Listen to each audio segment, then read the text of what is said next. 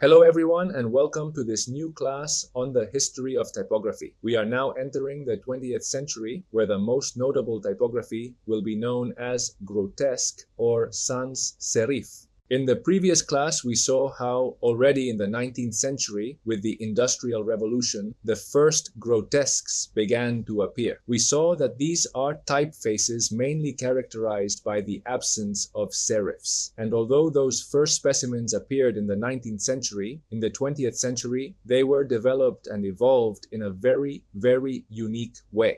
In this way, it is worth highlighting the typeface called Accidens Grotesques, a typeface that has reached our days and is precisely the one used for this presentation. This typography was designed by Hermann Berthold in 1896 in Frankfurt and is a precursor to the famous Helvetica, which is practically the same.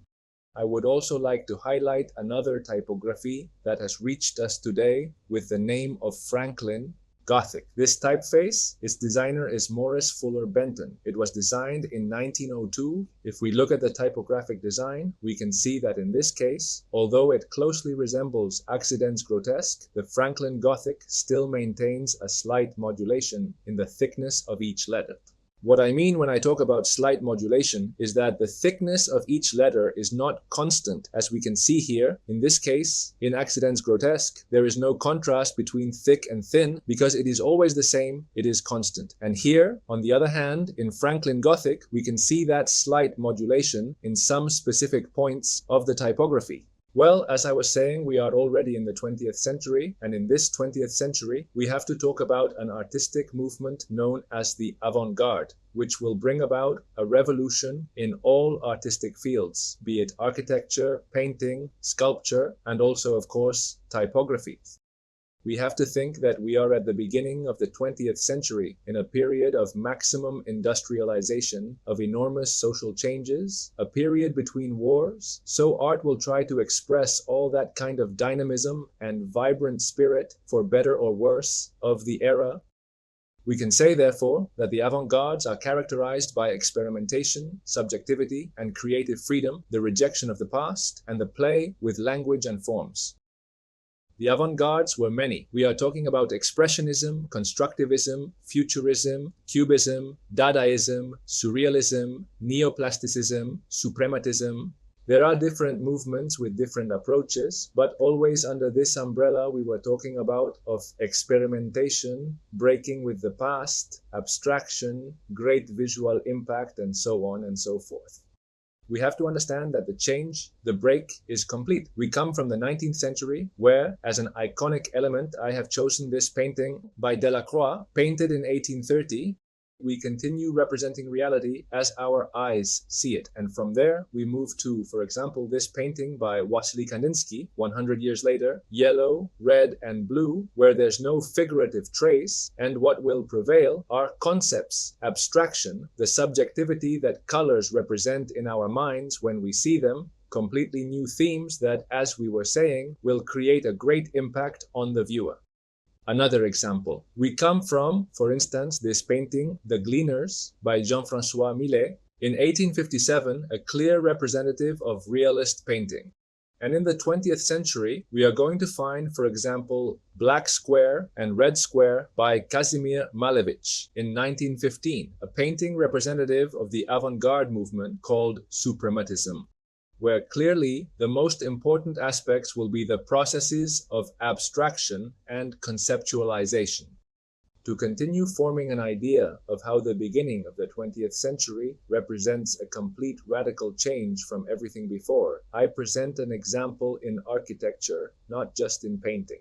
We see on screen the Garnier Opera House, built in 1875 in Paris by the architect Charles Garnier. Clearly, we see a neoclassical architectural style, with a lot of forms and decorations from that historicist language that remains throughout practically the entire 19th century. And we will look at none other than, for example, this building, the Seagram Building in New York, designed by the architect Mies van der Rohe, where those abstraction processes we saw in painting are also represented in architecture. Clean lines, materials like glass, steel, pure Platonic geometries, cubes, rectangles, a break with the past, simplification, geometrization, ornament is completely abandoned, reaching a much more modern and much more contemporary language as we know it today. And what happens with typography? Typography, as we can imagine, is not immune to all these changes. Futurism was another avant-garde movement of the early 20th century, which emerged mainly in Italy, and its author was Filippo Tommaso Marinetti. And here we see how he uses typography in a way where the typography itself becomes an element of design in itself. Design element with which to express the concepts and ideas that in this case Futurism wanted to convey. Speed, movement, industrialization, dynamism, and so on. Here we see another example. This is an advertisement designed by L. Lissitzky in 1924, characteristic of the avant-garde movement called constructivism, where again we see how typographic play is once more at the service of the concept of the movement. Another example, here we see another front of a constructivist poster where we can see that use of color with the reds, blacks as main chromatic elements, the use of diagonals, the use of capital letters, sans serif fonts. We could even talk about the aggressiveness with which the design wants to stand out at this moment in Russian constructivism. And if we keep walking, in this 20th century, all these avant-garde movements will germinate a school of applied arts, where architecture, graphic design, industrial design, typography, painting and sculpture, even textiles and furniture were taught. I am talking about the Bauhaus, which was founded in 1919 in Weimar, Germany by Walter Gropius. Here on the right, we see an image of its headquarters once it moved to Dessau. The Bauhaus would eventually move to Berlin, and from there it would be closed around 1933 by the Nazis, who considered it a center of communist ideas. The good fortune for all of us is that their projects, their concepts, their ideas, everything had already sprouted and spread throughout the world and had an absolute influence on the subsequent artistic and cultural development of the century. Its principles can be summed up in the unification of art, craftsmanship, and technology. It was based on a key idea known as functionalism, where form followed function. The design had to be simple, functional, and accessible to everyone, and it talks about a rejection of ornamentation. And now focusing a little more on typography, we see how Bayer is going to carry out a process of geometrization and maximum simplification of the typography. Essentially, it is the same as what we have been seeing, which is why I wanted to show you all that development in the different artistic fields before, because the same thing will happen with typography. All types of ornamentation will be removed, an attempt will be made to geometrize the typographic forms as much as possible, and pure geometric figures will be used. Here, for example, we see on the right how that D in red is simply a perfect circle with a stick. The same but reversed would be the Q. The P is exactly the same but with a stick on the other side. And so we could go letter by letter understanding the keys of this typography. And if we continue a little further in that 20th century, we have to mention a book very important for the subsequent evolution of typographic design, such as the book called The New Typography by Jan Tschichold, written in 1928, which will act as a manifesto and guide for all these new ideas and creating a corpus on which typographers and designers would rely in all the following decades. All the principles of the Bauhaus are encompassed here, as well as other avant-garde movements like constructivism. It is emphasized that sans serif typography is chosen for this kind of new universal typography. Classical symmetry is rejected, and the use of asymmetrical dynamic designs with clear visual hierarchies is proposed. Form follows function. For this, the use of grids is proposed when organizing elements. Ornament is eliminated, even proposing the elimination of capital letters as they came to be considered something accessory and therefore dispensable. One of the typefaces born under these principles is the well-known Futura, a typeface that has reached our days, designed by Paul Renner in 1927 and published by the Bauer Type Foundry. I'm sure we're all familiar with the Futura typeface. Basically, it is an improvement of Bayer's universal typeface, but enhancing readability. Bayer's universal had legibility issues due to that geometric radicalism. Here they play a bit more with perceptive phenomena on the reader's part, and in this way, for example, they increase the height of X, ascenders, and descenders. This way, readability is improved and different adjustments are made, with the ultimate aim of maintaining a futuristic typography, and hence the name for that new modern era that conveyed precision, efficiency, and progress. This typography was enormously influential in 20th century design. NASA used it on the plaques that the Apollo 11 astronauts took to the moon. Volkswagen used it for decades in its visual identity. Or for example, Stanley Kubrick used it in his film 2001, A Space Odyssey. Finally, I would like to highlight another typeface that has reached our days, also a product of these new ideas, which is the typeface called Gill Sans.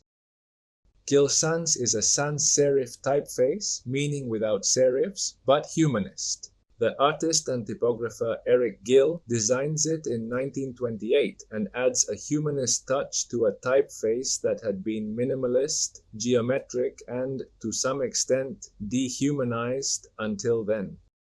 Gill Sans will take much influence from another typeface called Johnson Sans, which is the typography that was created for the London Underground. It is also influenced by the typography we know today as Trajan, that classical typeface used by the Romans. And finally, the Gill Sans also shows that reminiscence to calligraphic forms, displaying a warmer and more human stroke than other geometric sans serifs like the Futura that we were. In summary, Gill Sans is a sans serif, but it is humanist, not geometric. The letter G stands out. If you notice, the letter G is very distinctive, called double story. It is friendlier and more classic than Futura, and this gives it excellent readability in small sizes and large headlines. This typeface became an icon of British typographic design in the 20th century and was used, for example, by British Railways, the BBC, and Penguin Books on their mid-20th century covers. We already know that historical processes are not linear at all, but there are always different paths happening all at once. Serif typefaces are also still used, and it is worth highlighting a very well-known typeface that has also reached our time, Times New Roman. It was created in 1931 by Stanley Morrison and Victor Larden. The Times newspaper was looking for a new typeface that had more readability, that was more modern, and at the same time, more functional. These are the three key characteristics of Times New Roman. It is a serif font, as we can see. It has serifs, it is not a sans serif, and its style is classic, formal, with that humanist touch and highly legible. It has been widely used in the academic and publishing world. And with the rise of computing, Microsoft included it as one of its basic fonts in the Windows operating system, which made it completely universal. Here on the right, we see a snapshot of a Times newspaper issue from 1932 with its new Times New Roman typeface. In summary, we have seen 5 typefaces in this class, 4 grotesque or sans serif, such as the Accident Grotesque, the Franklin Gothic, and already grotesque, but more related to the new typography movement, we have Futura and Gill Sans. And finally, we have seen a 5th typeface that was also designed in this first third of the 20th century, which is Times New Roman, in this case a serif typeface, with serifs, and of great significance over time as it continues to be heavily used today.